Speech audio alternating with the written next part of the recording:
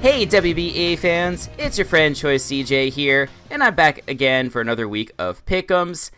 Unfortunately, General Tar Heel is out on vacation this week, but I have the best substitute that we could have possibly asked for. It is a good pal of mine and your coach of the Maryland Terrapins, Under the Radar, aka Kelly. What's up, Kelly? Good to have you on the show. Hi, guys. It's good to be here. Also, I do appreciate the best substitute. I do appreciate that because Ben is very clearly inferior to me. I plead the fifth. I don't want to take any side in this debate. I love you both dearly. Yeah, Kelly's going to be breaking down some of these matchups for us, you guys. We really like having him on and providing all of his great insight and all of his battling expertise for us. Week 8 was a really pretty exciting week with a few major upsets. Let's not waste any more time and let's take a look at some of these. We had two main upsets, I would say. Every single analyst and the fans called the game wrong between the Pittsburgh Peaches, coached by Old Man Tup, and the Bullet Punch Club, coached by the Uzi Gunner. It was a very narrow 1-0. So this video was actually one of the few that I did watch, and I watched Uzi's side, and he had a phenomenal commentary. It was absolutely unbelievably entertaining, and one of the things that I loved was that he pointed out his misplays early on with allowing toxic spikes to be up and with allowing focus sash rose raid to get off some damage. He really pointed out a bunch of different key aspects of it, but I'm going to say something that I've said since my game with Tup earlier in the season. This man has improved so much since he first got into the GBA, and it's just the fact that everybody else that's in the draft league format has also been improving steadily. So he hasn't been getting more wins, but he's been improving so much, and I think this game really goes to show it how he called the correct reads on setting up, how he just played very, very well, combined with a couple misplays from Uzi. This game was absolutely amazing. For sure. So yeah, you guys make sure you go check that out if you've not already. Another big upset that I want to talk about is the, at least in terms of how it was called by the analysts and fans, was between the Minnesota Vikavolt, coached by A-Drive, and the New Orleans Pelipers, coached by Pokemon, aka John. This one was kind of more lopsided than you would have expected. 4-0 victory for John, really riding on the coattails of that agility, Iapapa Berry, Diggersby, coming through and just really putting in the work versus A-Drive. So that was a big upset there. Looking at the analysts' records, it was a kind of up and down week for a few of the analysts. Kriselke going below 500 for the week, but otherwise most of the coaches doing pretty well with like 9-5 or 10-4 records. We had a couple of standouts. It's Sock and also Chris Cobain coming with 11-3 records, so that's quite nice. It still looks like Ben, General Tar Heel, is up at the front, followed by Uzi Gunner and the fans. Make sure you check out the WBE Twitter, and you can check that out on Tuesdays, sometimes on Wednesdays, for the polls to go up. You can cast your vote for each of these games, and whichever team ends up having the most votes is going to appear in the video for the fans. So make sure you check that out. And yes, thank you very much. With that said, we are now going to hop on into our Week 9 analysis. We have 14 great games to break down for you guys, starting with the Maryland Terrapins, coached by yours truly, Under the Radar. And his opponent is Galactic Elliott and the Chicago Cub Chews. The biggest thing that jumps out for me right off of the bat is how pivotal Melodic is going to be this game. It does a very good job of stopping a lot of Elliott's offense, whether that's Chandelure or Ninetales. Even things like Scolipede and Garchomp aren't going to be able to break through Melodic that easily. They'll need to boost in order to do that, and even then Melodic can potentially run Flame Orb sets to help mitigate that. And even though Flame Orb, it's not my favorite variant of Melodic, it does prevent more traditional methods of wearing down Melodic from not working. So like Toxic, for example, if you have Flame Orb up and you're burned, obviously you cannot be Toxic. So that's something to consider. And Melodic, it does have a nice safety valve in terms of being able to run Dragon Tail to phase out things like Scolipede that are setting up or passing speed boost into Chandelure or Hoopa or anything like that. Zygarde offensively looks very good. I like it a lot with Dragonium Z to help break through kind of the only response on Elliot's team, which is Serena. You could potentially run like a setup set with either Dragon Dance or Coil. Might not even necessarily be needed. Another nice win con I kind of like is Calm Mind Sableye, probably with Will-O-Wisp, just because Will-O-Wisp is going to be helping to help Sableye set up on things like Garchomp that could otherwise just really do a lot of offensive damage to it. Same for Scolipede, throwing off the Will-O-Wisp versus Scolipede before it has a chance to get off a lot of Sword Stances would be really nice. For Elliot, I don't think he has as many obvious win cons, just because, like I said, Melodic sort of beats everything. If Serena or Rotom come, like, that's going to be the best way to deal super effective stab, of course, to Melodic.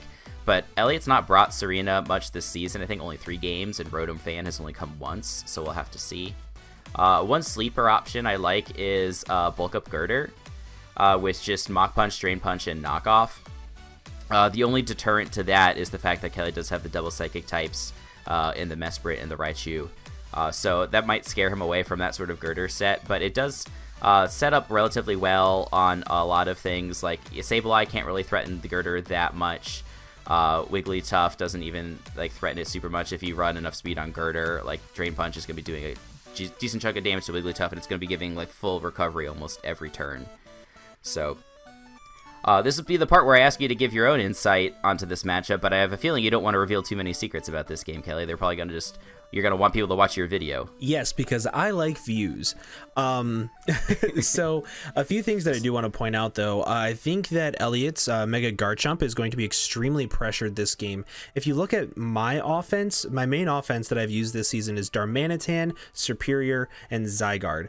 Realistically, Garchomp can take on Darmanitan almost entirely, and then that just leaves Serperior and Zygarde. Serperior, it can't really break through Mantine, and Zygarde also struggles to break through Mantine. So I think that those two alone are going to be like one of the biggest deterrents for the my offensive matchup. And Garchomp can also handle Alolan Raichu pretty well, since HP Ice doesn't do a whole lot. So I think that his Mega Garchomp has a phenomenal matchup this game, and I think that'll be one of his pivotal players, just as you mentioned that Milotic will be one of my pivotal players.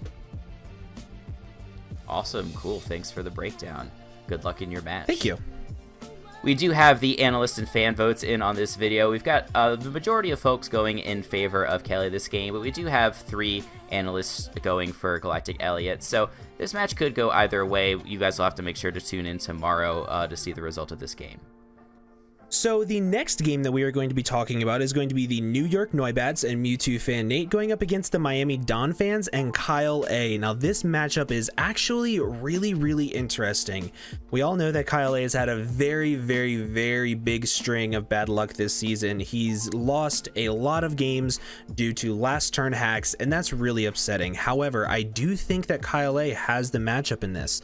I think the Sun matchup is absolutely phenomenal. If you look at Victory Bell, the combination of Solar Beam, Sludge Bomb, or Z-Belch, or Inferno Overdrive with Weather Ball just breaks through the vast majority of Nate's team, and his only real checks to it are his priority in Cloyster and Lucario with Extreme Speed and Ice Shard respectively. Because of this, I do think that Kyle A has to bring Sun here. I don't think that Rain does as well because of the Slow King, so I definitely think that Sun will be really good this game. Looking at Nate's side, I definitely think that Hydreigon is going to be one of the biggest players in this game. Kyle just does not have the best switch-ins to the combination of Dark Pulse plus a Steel move. His best switch into it is a Nidoqueen, which really doesn't want to switch into that, especially if you count that it could have Draco Meteor or Earth Power to just break through a lot of things. I think that this game is going to come down to a lot of what Nate has in, what Nate kills, and then whenever Kyle can bring something in and completely just revenge kill it and hopefully pick up an extra kill to get onto the positive with it. Scarfed Swallow I could also see coming from Nate. Scarfed Swallow allows him to outspeed things like Victory Bell even in weather, and it can hit it with a really hard Brave Bird or return, so he doesn't have to risk the Hurricane missing, and that means that it forces in Torkoal every time, taking Stealth Rocks plus Brave Bird. It'll get chipped down and basically limiting how effective Victory Bell can be. I do think that one of the other really big players for Kyle is going to be Mega Pidgeot. In the sun, Hurricane plus Heat Wave breaks through almost everything that Nate has. Mega Steelix does not want to switch in on a Heat Wave in the sun. Sylveon, it might want to switch in on a Hurricane, but it doesn't want to take the confusion afterwards, plus rocks, potential chip damage. Mega Pidgeot has a really, really good matchup this game as well, in my opinion.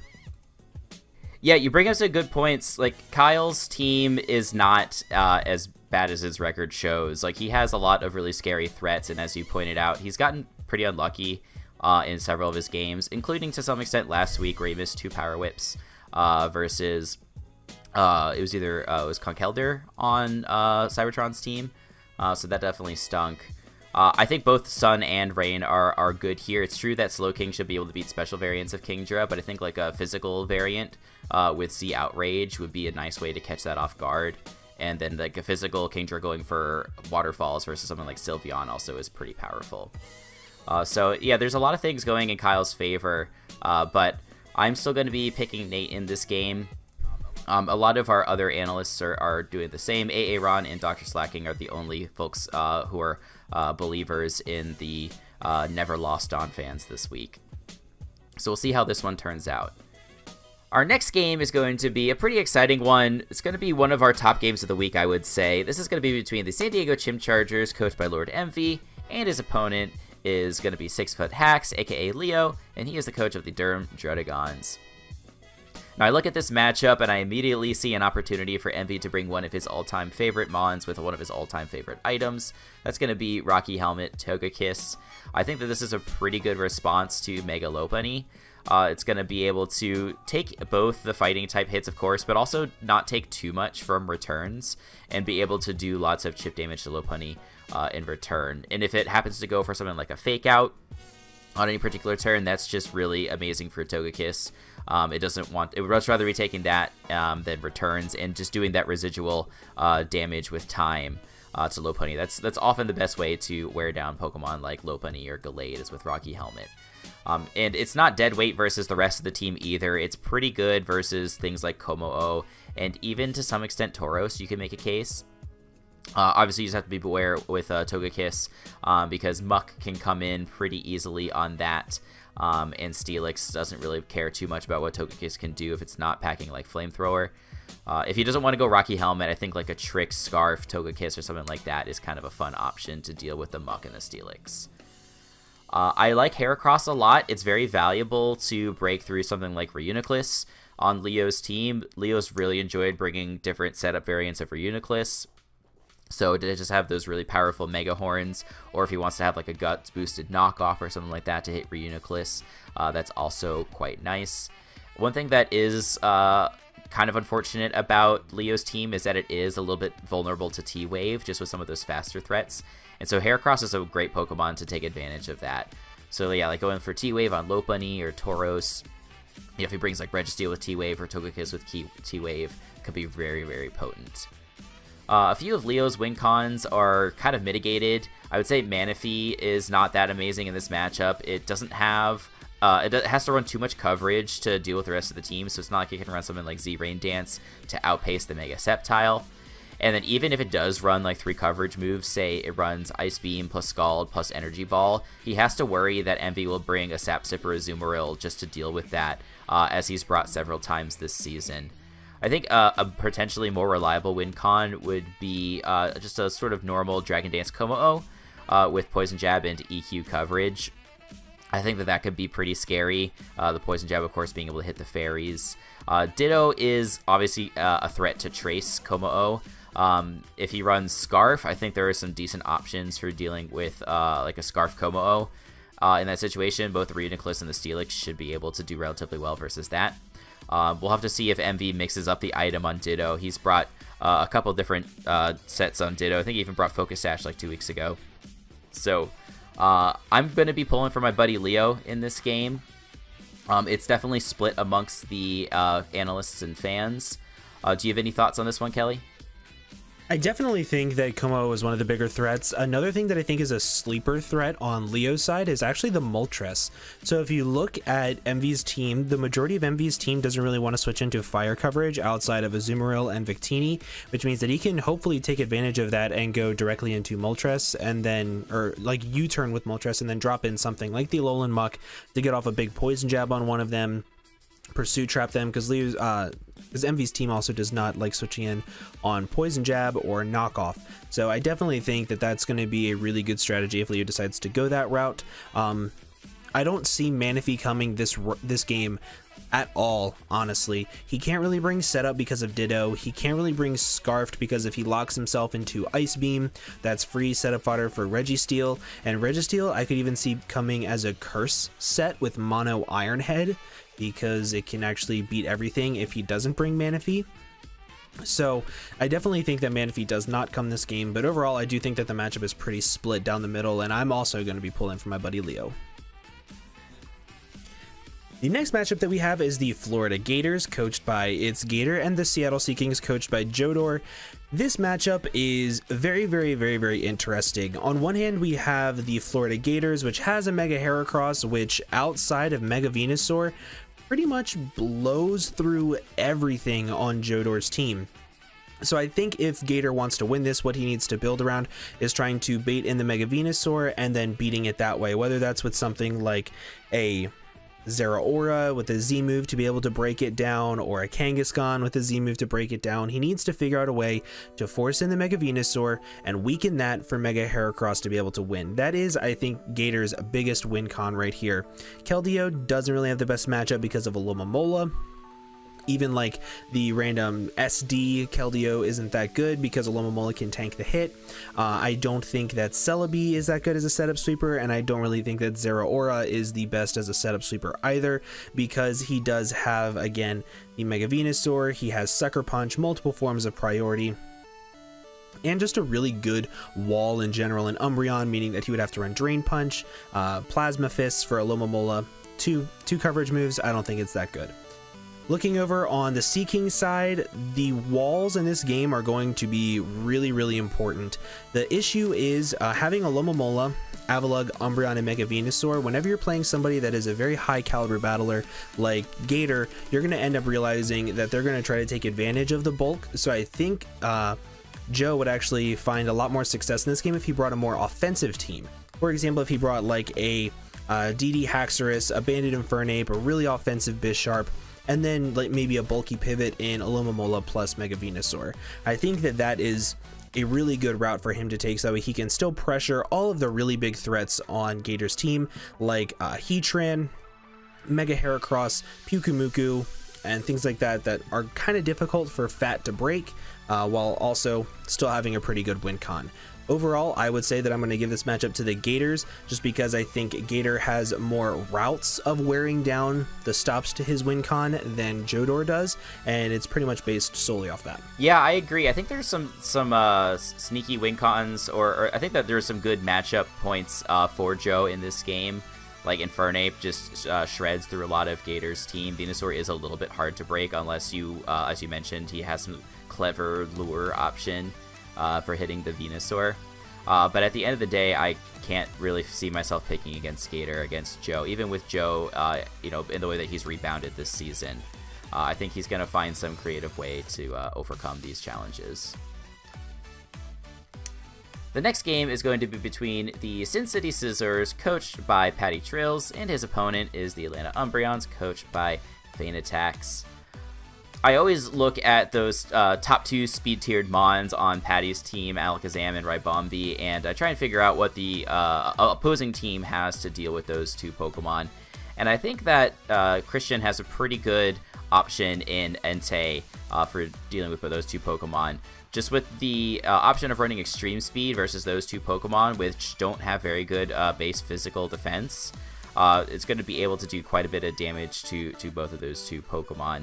I also think that Sacred Fire is pretty spammable. Like, obviously, in almost every matchup, Sacred Fire is spammable, but I quite like it here because it's annoying for things like Lando, Druddigon that might otherwise want to switch into physical attackers.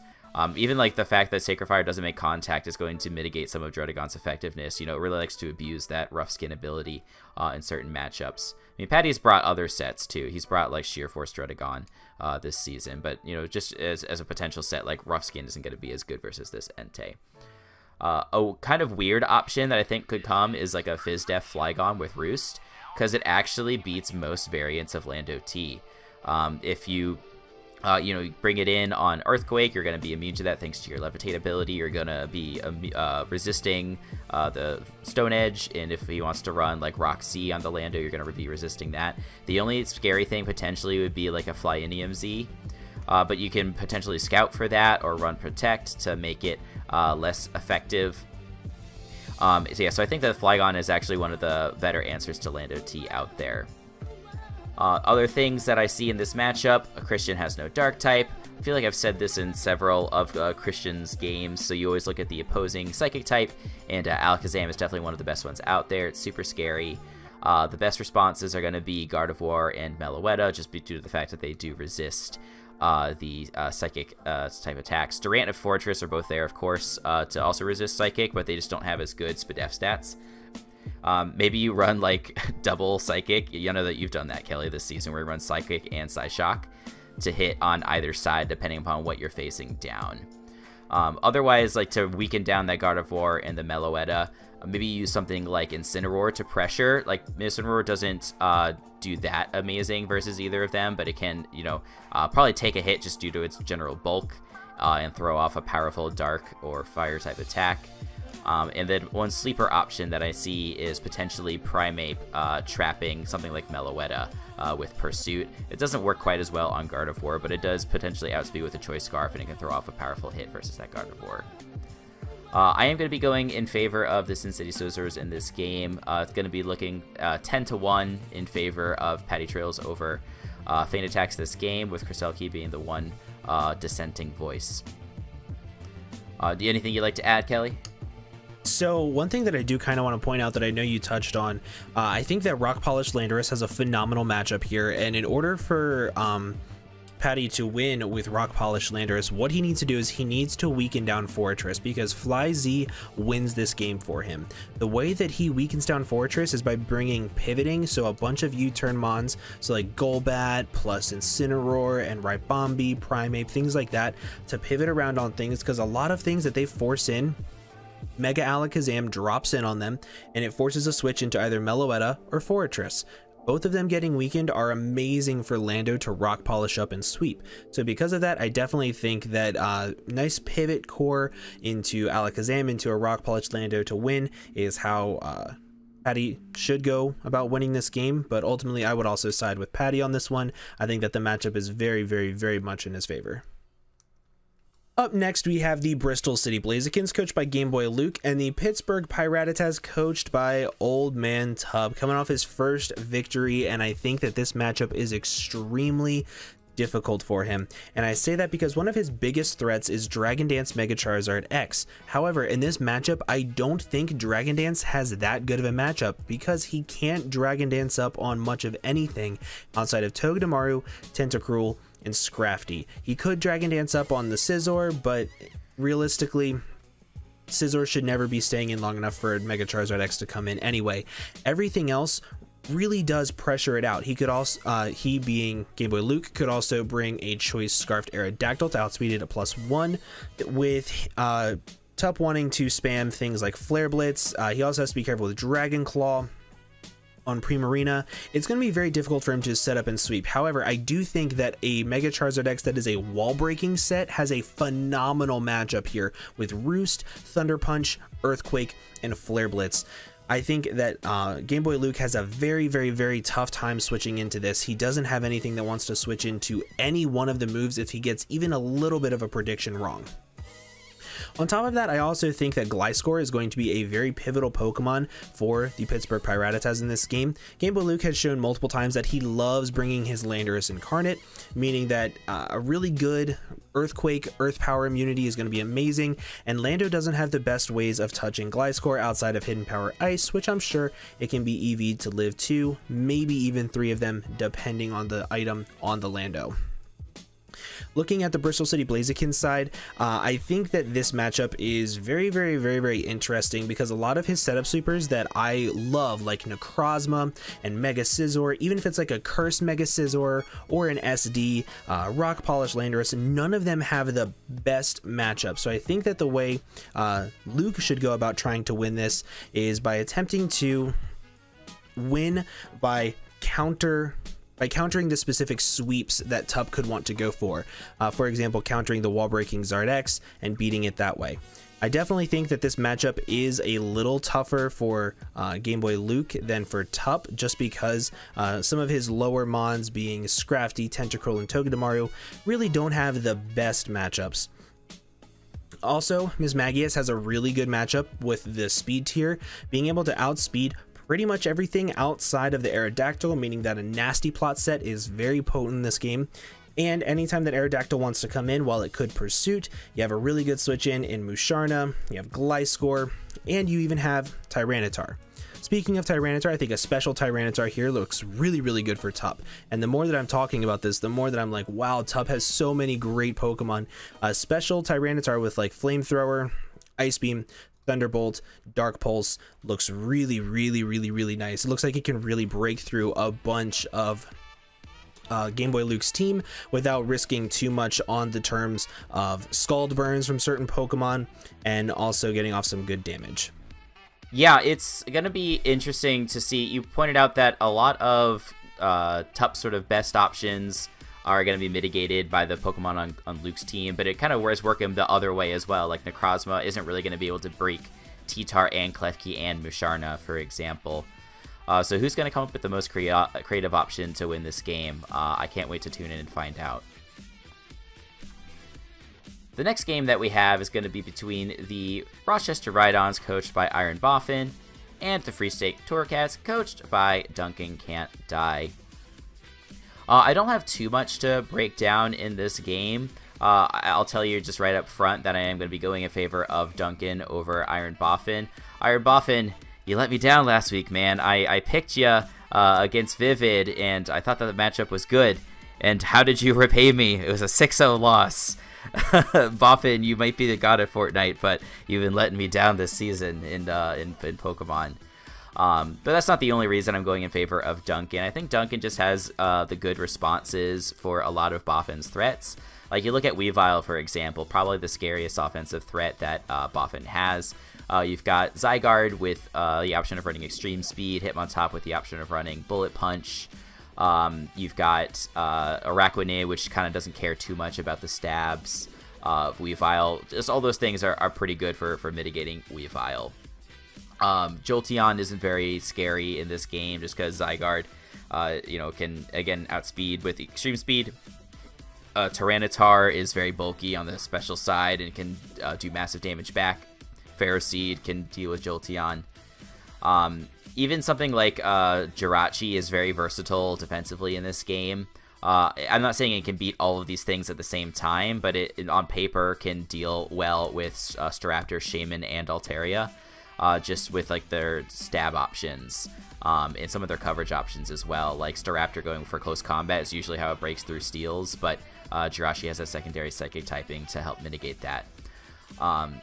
If I were Boff, I would again look at some sort of substitute protect Suicune as a good win con, because it can throw off Toxic versus Araquanid. It can potentially stall out Xurkitree if you get up a Toxic on it. Because you do have the option to outspeed Xurkitree. But Boff hasn't really wanted to bring that sort of Suicune at all this season. And I think that that's really unfortunate, just because I think that, as annoying as it is to face a set like that, there's a reason that those sorts of sets are the most infamous on Suicune, is because they're the best. I am going to be going in favor of Duncan in this one. And it looks like we have most of our analysts and fans going in that direction as well. We do have 2 folks going for Boff, AA Ron, and Kriselke. So we'll see if their bold prediction pays off, but I did try that last week, and I regret to say it didn't pay off. Up next, we have the Bullet Punch Club, coached by Uzi Gunner, and the Melbourne Rotoms, coached by Aaron Cybertron Zhang. And this matchup, I'm going to come right out and say that I think it is completely in the Melbourne Rotoms' favor. I do not see any way that the Bullet Punch Club can break through everything like Blissey, Miltank, and Mega Slowbro while still having the means to beat through things like Guzzlord and Aromatisse.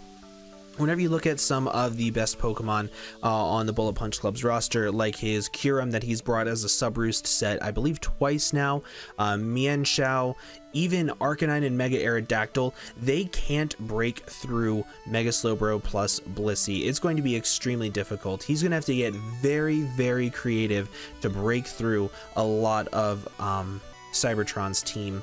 I do think that one of the best mons in this matchup is going to be a Taunt, Haze, Calm Mind, Mono Moonblast Tapu Fini with Z Haze to be able to Calm Mind up on Blissey, hopefully a weakened Blissey or a weakened Miltank or something that it can Calm Mind up on easily. Z Haze to get all the way back up to full health while still being able to beat down the Slowbro, as it might want to try to Calm Mind up beside it, and things of that nature, while also being able to taunt things like Blissey and Miltank. The only issue is that is almost completely beaten by a Calm Mind Aromatisse. So it is a very, very, very, very difficult matchup for Uzi in this matchup, in my opinion.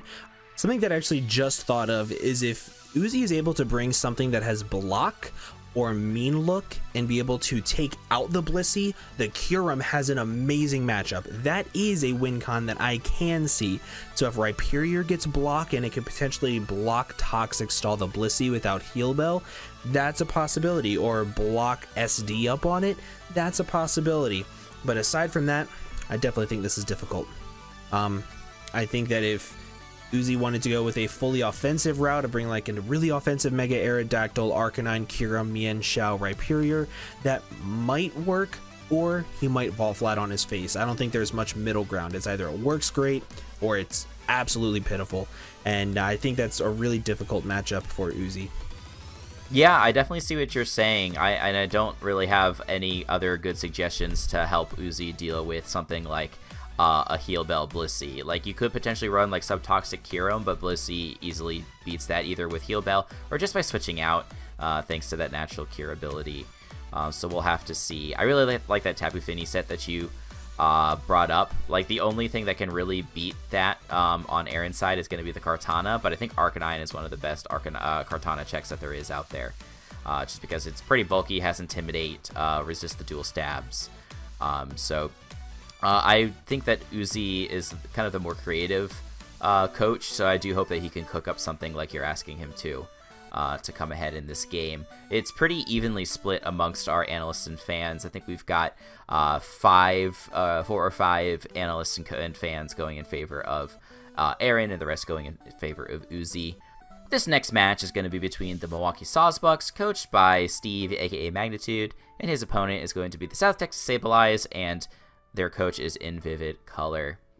I definitely think this is a good matchup for Vivid.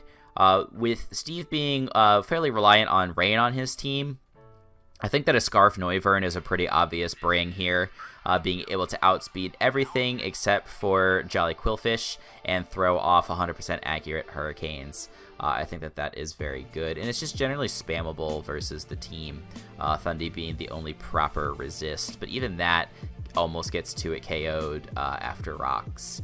Obviously you have Hawlucha there as well as a Pokemon that can outspeed the Rain threats if he is able to get off that Grassy Seed boost. And Hawlucha just in general is very scary here. I personally like Bulk Up Roost this week, so that it's pretty easy to set up on Chestnut, Scizor, Persian, Armaldo, things like that. I think that would be a very, very good option this week. Steve's win cons are otherwise kind of limited. Like I said, I don't think Rain is that amazing just because there's good offensive checks to it on Vivid's team. Thundy, which is otherwise kind of scary, is going to be vulnerable to like Ice Shard on Sneasel. There's always the option of running Yachi Berry on that, but you lose out on quite a bit of power. You want as much power as possible to break through things like Mew and Aggron that are just fat in general. So losing out on that Life Orb would be kind of annoying. Yeah, Vivid's win cons are just a little bit better. The Hawlucha, like I mentioned. If the Scizor somehow gets weakened or removed, I think like a Nasty Plot Mew with Psychic and Vacuum Wave could be pretty scary. Vivid's brought that this season. I think that that's a pretty decent option. Like, yes, like Azelf technically like walls that, but with just enough bulk investment and Roost, Mew should be able to still beat Azelf, and it doesn't need a whole lot of attack investment to 2-hit KO Azelf with just Psychic. So I am going to be going in favor of Vivid. We have 10-1 in favor of Vivid this week amongst our analysts and fans. Up next, we have the Newcastle Neato Kings versus the Bronx Beartics, and this is a matchup that I'm super excited for because Patters has been doing really well this season, and I'm excited to see how he does against Joey, notoriously one of the best players in League format and Smogon play. So I think this will be a really big challenge for him, and if he can step up to the plate, it would be unbelievably amazing to see. And I think that he actually has the matchup to do it, honestly. I think that a few key players for Patters is going to be Escavalier. I think Escavalier has a really good matchup. Having Megahorn, Drill Run, Pursuit, Knockoff, Iron Head, any one of those moves can be really good in combination to be able to break through Toxapex, Piloswine, Gothitelle, Comfey, Bronzong. It has a very good matchup to be able to break through his wall core. On top of that, I think Venomoth also has a very good matchup, having Bug Buzz plus Sludge Bomb. Even if it's like a spec set with U-turn, nothing on Joey's team wants to switch into Choice Specs Venomoth. Granted, nothing wants to switch into it anyway, but on Joey's team, even more so. I think that it has a phenomenal matchup. I do think that one of the hardest things for Patters to do will be switching into Mega Gallade. He does have a Hippowdon, but Hippowdon could be pressured pretty hardcore, especially if Joey brings like a Taunt Bulk Up Drain Punch set with Drain Punch plus Shadow Sneak. That set can do a lot of work because it hits things like Xatu, it hits things like the Delphox for super effective damage and being able to outspeed them, being able to taunt it, bulk up on the Earthquakes, and potentially beat it 1v1. I definitely think that that is a very good Mega Gallade set. I think Gothitelle doesn't have the best matchup this game on Joey's end, just because he does have a Mega Gyarados, Pursuit Escavalier, Megahorn Escavalier, Venomoth, U-turn Xatu. On top of a couple other threats like Snorlax, Curselax could be pretty annoying unless he brings Taunt on Gothitelle, which I assume he would if he brings Goth, but the only other thing I could see him wanting to trap would be Hippowdon to be able to take it out for Mega Gallade to come in and just nab a kill every single time it comes in. So I definitely think that the matchup is evenly set, but I do think that Patters has a very good matchup with Escavalier, with his Venomoth, with Tapu Koko, Hippowdon, even Mega Gyarados I think has a good matchup. The next match is going to be between the Pittsburgh Peaches, coached by Nexus, and his opponent is Automatic. He is the coach of the Nuzleafs. I think that the best way for Nexus to potentially win this game is to just ride the momentum train all throughout the game, using something like Baton Pass Metacham to lure in the Slowbro and then bring in the Zapdos, because Zapdos is pretty good in this matchup. Both just for like offensively and again from the perspective of gaining momentum. You can just run Volt Switch. You don't even have to run U-turn because Camerupt is the only ground type for Automatic, and Zapdos can easily just hit that with Hidden Power Water. And so I don't think that he needs to necessarily run U-turn this week. And so that gives him the chance to just earn momentum throughout the whole game, and pivot around on some of the kind of fat things that Auto has, like the Tangela, the Volibee, the Slowbro, and stuff like that. I think AV Skuntank is looking really nice as a way to trap the Slowbro, trap the Lottie, pressure the Clefable. Without something like AV Skuntank, I think Calm Mind Clef could be pretty scary. Just because, yeah, there's really not much else that can threaten it. Like, if it runs Flamethrower plus Moonblast, Flamethrower hits things like Doublade that otherwise don't mind too much the Fairy type attacks, of course. So Skuntank can drink those with AV. Besides the Calm Mind Clef, I think that Otto's next best option is probably something like Subtoxic Raikou. It can wear down a lot of the walls that Nexus has, mainly Goodra, Swampert, and Tangrowth. Does very well versus all of those things. Pokemon that don't care about Toxic, being like Skuntank and Doublade, should eventually get worn down with T-Bolt with time. The fact that Raikou also adds speeds everything is quite nice. He doesn't have to worry about something coming in and revenge killing it, unless it's like fake out Medicham. But again, that's what the substitute's for.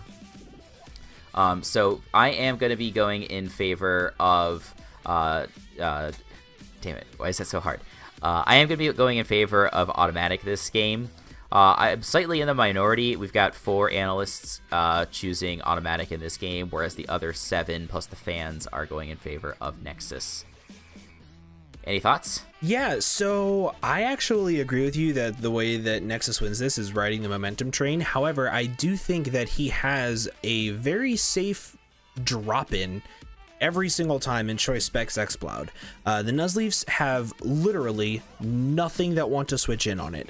The Steel type on the Nuzleaf side does not have very good special defense, so its Choice Specs Exploud Boom Burst will just blow through a lot of the opponent's team, meaning that it will inevitably weaken something for one of his Pokemon to sweep, whether that's weakening Cobalion for Doublade to sweep, whether that's weakening Clefable for Mega Medicham to sweep.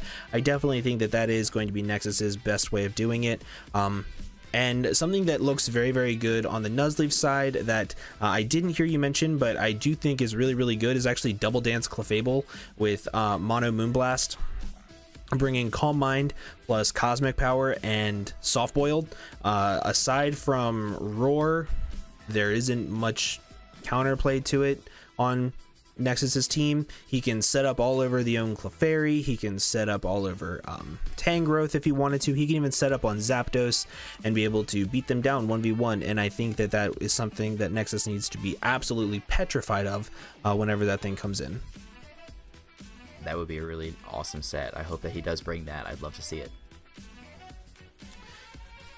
Up next, we have the Tennessee Trubbish, coached by Deathly I Am, versus the Minnesota Vikavolt, coached by A-Drive. And this is the team that can take down the amazing core that A-Drive drafted. A single Pokemon is all it takes, and that is Celesteela. Celesteela has the coverage moves to beat down Florges, Gastrodon, Skarmory, and Venusaur. And all he needs to do is run an Assault Vest with Flamethrower, Giga Drain, Heavy Slam, Air Slash, and that is what he needs to do in order to break through the wall core. And the second he breaks through that wall core, Greninja has a field day, Tyrantrum has a field day, even Mega Beedrill has a field day with A-Drive's team. And I definitely think that if Deathly wants to win at all, he needs to take that route of dropping in Celesteela early, trying to get the momentum on his side to pull in one of the walls, and then just taking advantage of them with Celesteela. That is the only way that Deathly will win. If Dan wants to counter this, he needs to bring some very unique things. I think he needs to try to bring a fat Talonflame instead, because the set that I just mentioned breaks through his main wall core, which is what A-Drive has been bringing almost every single week. If I'm not mistaken, he's brought the big core like 6 out of 8 times. So I think that what he needs to do is he needs to bring a really fat Talonflame with like Bulk Up, Roost, Brave Bird, something along those lines, and that can actually be really problematic for Deathly's team. Another thing that I see that can be a really big problem for Deathly's team, of course, is Kyurem Black, because he's going to want to try to play defensively against it with Celesteela with like a Wakandberry, right? Electric Berry? Yes. Yes. Sorry, I brain farted. And I think that is going to be the big way that he's going to want to try to deal with it. Nothing else on his team can tank the combination of Ice Beam, Fusion Bolt, Earth Power, things along those lines. So the matchup is very evenly distributed, but if Deathly decides to bring the Celesteela set that I mentioned, and Dan does not bring the Talonflame set that I mentioned, it will be a very difficult uphill battle for Dan. Yeah, I really like the idea of that Celesteela set with the AV, especially if you bring something like Wish Gardevoir in combination with that, because Gardevoir does lure in Venusaur, Florges, and Skarmory, and Celesteela really easily beats all of those things, so it should be able to get some HP back quite easily. Plus, it's getting the Giga Drain recovery on the Gastrodon, like you pointed out. I'd love to see Deathly come up big in this game. Dan, showed a little bit of vulnerability last week. Deathly did pick up a dub last week over Steve, so we'll see if he can make it happen. The next game that I'm going to be covering is my last one. It's going to be a really great one, potentially game of the week between the Milwaukee Bewares, coached by Wolfie Glick, and his opponent, the New Orleans Pelipers, coached by John, aka Pokemon. Both of these teams are near the top of their division, both rocking 6-2 records, so I'm definitely going to be tuning into this one. John with a very big upset victory last week, like we pointed out at the beginning of the show. John definitely has a couple of good setup threats. I think just some stuff that he's brought before, like setup Diggersby, could be pretty good. I like setup Toxicroak either with Nasty Plot or Workup. Workup in particular with double priority seems kind of good to help wear down Excadrill with Vacuum Wave or take it out, and then the Sucker Punch for things like Gengar looks really nice too.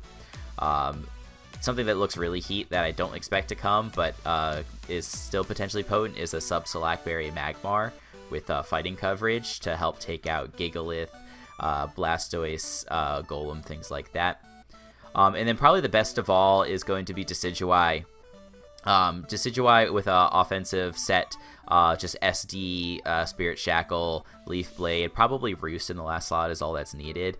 Could be very good. It just basically needs Mandibuzz removed, and I think Mandibuzz can be easily pressured by Alakazam, Diggersby, Toxicroak, and things like that. The Wheezing would be nice to have it removed or weakened, but it's not necessary. +2 Sinister Arrow Raid actually does 99% minimum to a physically defensive Wheezing, which is crazy. So be on the lookout for that. On Wolfie's side, obviously, like SD Drill is every week has an amazing matchup. Like Decidueye can't really deal with +2 Iron Head.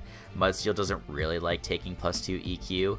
And there's other ways to weaken Mudsdale, of course. But I think the best overall option is Trick Room Duosion.